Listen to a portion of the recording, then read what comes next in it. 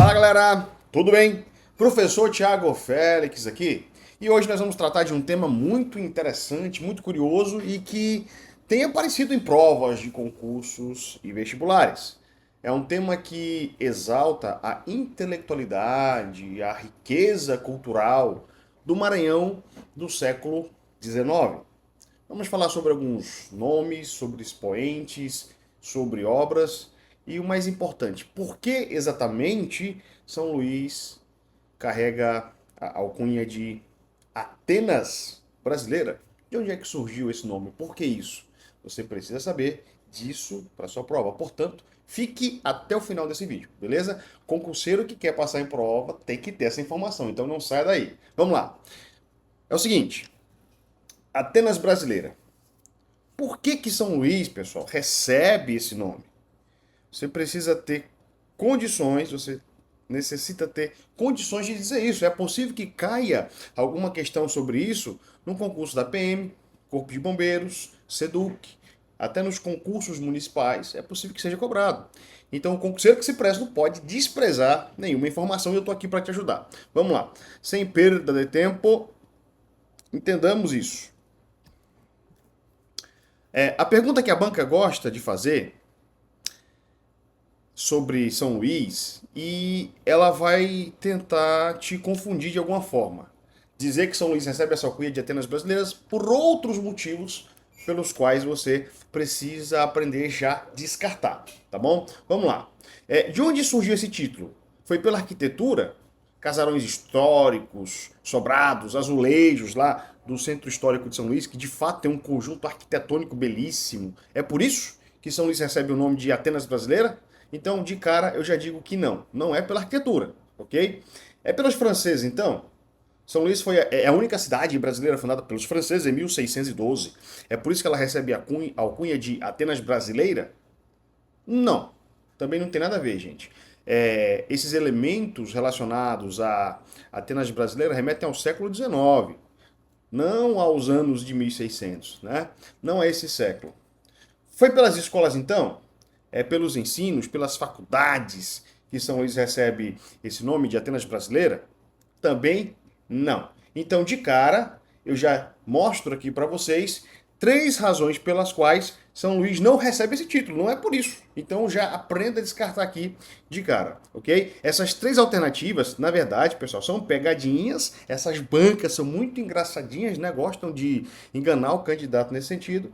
E não são corretas essas origens, tá? Ao longo dessa aula você vai entender de onde de fato vem esse título. Bom, de onde vem a expressão?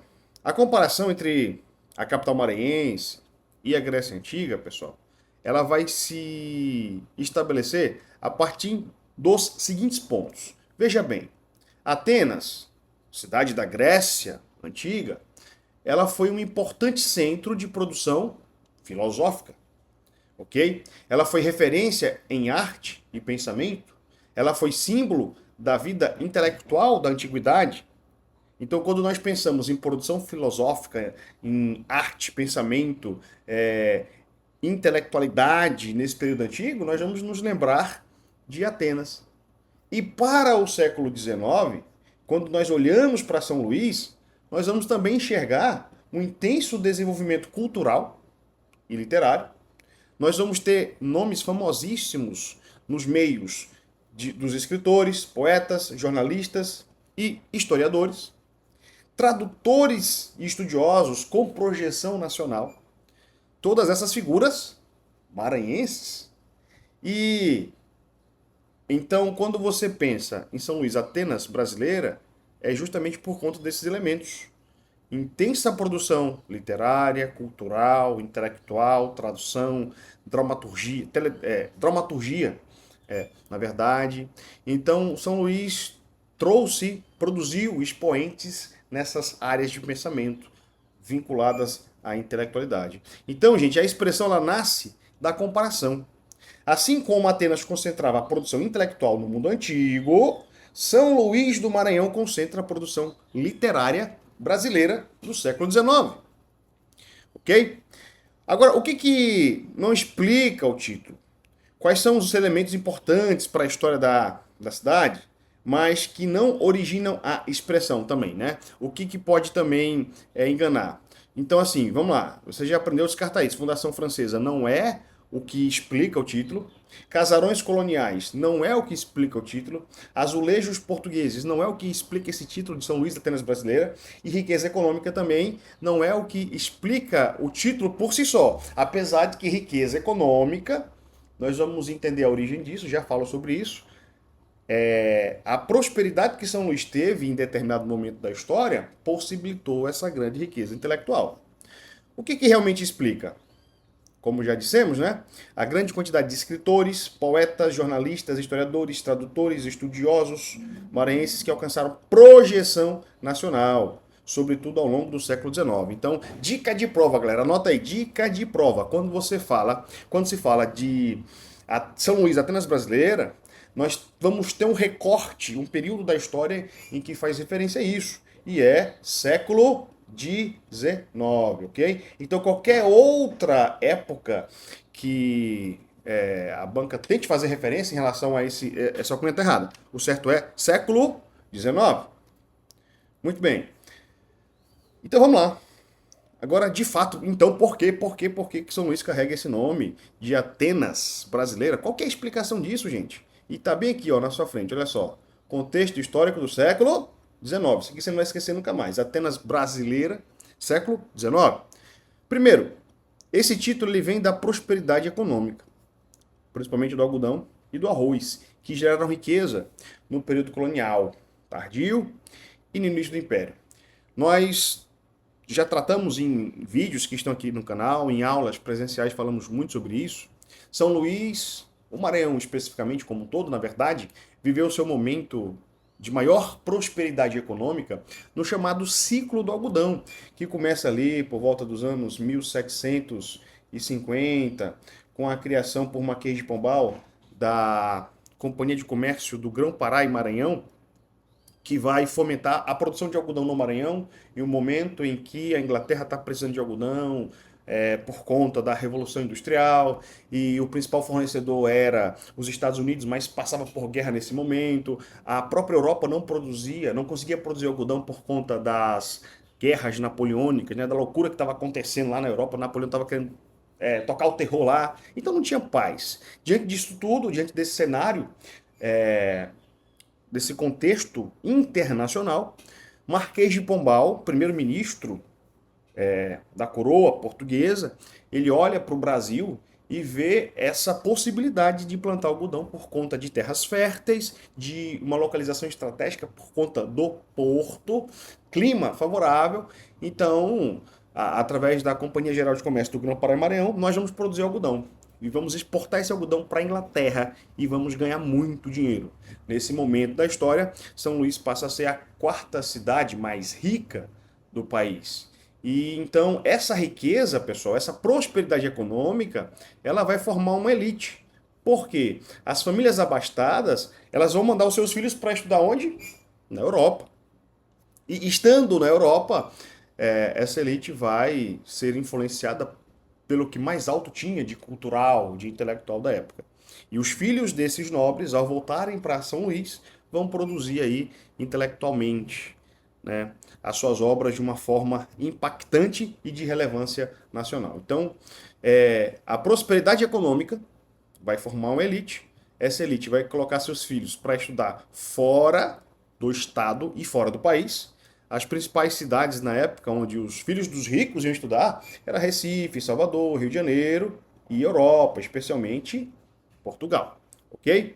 E aí, exatamente esse retorno dessa galera, dos filhos da elite, ao retornarem aqui para o Maranhão, eles vão impactar nossa imprensa, literatura, política e o ensino em São Luís. Então, São Luís, pessoal, tornou-se um ambiente de circulação de jornais, livros, debates políticos e produção literária. Então, consegue entender a relação aí de uma coisa com a outra? Essa prosperidade econômica nesse ciclo aí de formação de elite, estudos fora e o retorno é que vai fazer com que São Luís alcance ou torne-se essa potência intelectual do século XIX. Beleza? Muito bem. Grupo Maranhense. Qual o conjunto de autores aí que se destacaram no cenário nacional a partir do Maranhão? E em quais áreas eles atuaram? Nós vamos ter pessoas influentes na literatura romântica, na historiografia, na cultura brasileira, no jornalismo, e assim, vamos ver algum desses nomes aí para você fixar para sua prova, ok? Nós podemos citar aqui, olha, esse aqui é conhecidíssimo, né? Gonçalves Dias, Minha Terra Tem Palmeira, Onde Canta Sabiá, João Lisboa, Odorico Mendes. Gonçalves Dias é um dos maiores representantes aí da chamada primeira geração do romantismo, conhecido, né, a nível nacional. João Lisboa tem uma grande atuação, principalmente na imprensa, ok? Político, liberal. E o Dorico Mendes ele se destaca na tradução de clássicos, como Ilíada, Odisseia de Homero, além de Eneida de Virgílio. Uma informação errada, equivocada, uma pegadinha que as bancas tentarão lhe enganar, é dizer que algum desses autores, por exemplo, Gonçalves Dias nasceu em São Luís. Mas não, tá?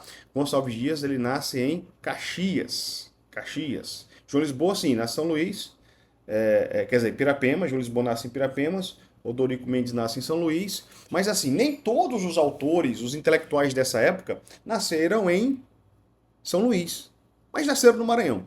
E em São Luís eles traziam a sua arte, o seu conhecimento e apresentavam toda essa intelectualidade. São Luís era o berço desses intelectuais, não porque necessariamente eles nasceram aqui, mas porque em São Luís é onde acontecia a exposição de toda essa intelectualidade. Ok? Outros nomes, pessoal. Soltério dos Reis, professor e gramático, e esse camarada ele vai ser um dos que vai contribuir para a ideia que se tem de que no Maranhão se fala dos melhores portugueses, um português dos mais corretos, mais bem falados, né, do Brasil. Joaquim Gomes de Souza, o Souzinha, olha só, matemático, astrônomo, engenheiro e político. Então, quando a gente olha para Souzinha, pessoal, que é natural de Itapecuru, Itapecuru Mirim, nós vamos entender que os intelectuais do Maranhão não era só no campo da literatura, né, das letras, no campo das exatas também. Né? Então, muito massa entender sobre isso. Souza Andrade, autor de O Guesa, poesia inovadora e pouco compreendida na época, natural aí de Guimarães. Ele vai ser um dos liberais, um dos idealizadores da bandeira do estado do Maranhão, famosíssimo, né, aqui no estado. É um dos representantes desse movimento que faz São Luís ser conhecida como Atenas brasileira, ok? Outros nomes do ambiente intelectual com um pouco menos de destaque ou peso, mas que também são relevantes, tá? Trajano Galvão, Joaquim Serra, Gentil Braga, Henriques Leal, de Cantanhede. Cantanhede, Maranhão, cidade que eu tive o privilégio de trabalhar por um tempo. Um dos berços, podemos dizer que sim, um dos berços culturais aí do Maranhão. César Marques. Esses aqui atuaram principalmente na literatura, ok? Como a banca costuma cobrar isso? Ela vai misturar um autor de outro estado no meio da lista maranhense. Então, assim, dica de prova. É importante que você conheça alguns nomes, ok? Para que justamente você saiba, opa, esse aqui é do Maranhão, esse aqui eu já ouviu falar. Não que você precisa ser um doutor e saber tudo sobre o camarada, mas você precisa entender quais aí são do Maranhão, ok? Eles vão trocar a obra de um autor pelo outro, né? Como, por exemplo, a Canção do Exílio, que é de Gonçalves Dias, e o Guesa, que é de Sousa Andrade, vão tentar inverter, dizer que são de outras pessoas. Vão atribuir a São Luís o nascimento de autores nascidos no interior do estado. Por exemplo, todo mundo pensa que Gonçalves Dias nasceu em São Luís, né, os mais desatentos, mas quando na verdade ele é de Caxias. Então, atenção para esses detalhes, ok? Pegadinha de prova. Arquitetura, então, não é o motivo. Atenas brasileira, o que é diferente de patrimônio mundial, tá? São Luís, o Centro Histórico de São Luís especificamente, ele vai ganhar o título de Patrimônio Cultural da Humanidade em 1997. Mas esse acontecimento, gente, não tem relação com o título Atenas Brasileira, beleza? E, como já disse, nem todos nasceram na capital, nem todos esses intelectuais. mais pegadinhas aqui, gente, ó. Então, quando se fala de São Luís, Atenas brasileira, estamos falando do século XIX. Século XIX. Grava aí, século XIX. Ah, professor, mas eu não entendo bem algarismo romano. Não tem problema, eu faço aqui em número mesmo, ó. Século XIX, beleza? O título não significa a alfabetização em massa. Não é porque nós tivemos um grande número de alfabetizados nessa época que São Luís é Atenas brasileira. Não, pelo contrário. É, boa parte da população ainda não sabia ler. A gente vai entrar no período republicano ainda com muita gente sem saber ler, muitos analfabetos, infelizmente. Então o título não tem nenhuma relação com isso. Regra de ouro para sua prova aí é explicar o título por prédios, datas de fundação, educação universal. Desconfie. Não é isso que dá a São Luís o título de Atenas brasileira. Ok? Então, resumo, o que você precisa levar para sua prova decorado, século XIX, que é o nosso período de auge intelectual aqui de São Luís, produção literária, essa é a razão do título de Atenas brasileira, Caxias é a cidade de natal de Gonçalves Dias, São Luís é a cidade de Odorico Mendes, algumas fontes vão dizer que é São Bernardo, e aí a banca vai tentar fazer uma confusão nisso, isso acaba sim sendo relevante para a prova, tá? 1997 é quando o Centro Histórico de São Luís ganha o título de Patrimônio Cultural da Humanidade pela Unesco, mas isso não tem relação com a Atenas brasileira. Em 1612, que é uma data muito importante para São Luís, também não vai fazer nenhuma referência a essa relevância do título Atenas brasileira. Não tem relação nenhuma, beleza? Bom, gente, esse foi o nosso vídeo de hoje aqui sobre o porquê São Luís é chamada de Atenas brasileira. Quero dizer que é um prazer ter você aqui em nosso canal. Inscreva-se no canal, gente. Inscreva-se no canal. Compartilhe esse vídeo com seu amigo que também está estudando História do Maranhão e que vai fazer os vários concursos que estão com o edital aberto e que ainda abrirão edital no Maranhão nesse ano de 2026 e início de 2027. E para você chegar bem preparado nas provas de concurso dentro do estado do Maranhão, a nível de estado ou município, você precisa demais estudar a história do Maranhão. E eu apresento aqui a minha apostila, Gabaritando História do Maranhão, que serve aí para concursos, vestibulares. Também tem um material de História do Brasil, e um material focado no concurso da PM, tá, gente? Com um caderno de questões no estilo Sebrasp. Acesse o link que está aqui na descrição do vídeo ou na bio e adquira a nossa apostila, beleza? No mais, muito obrigado por nos acompanhar até aqui. Bons estudos, até a próxima. Valeu!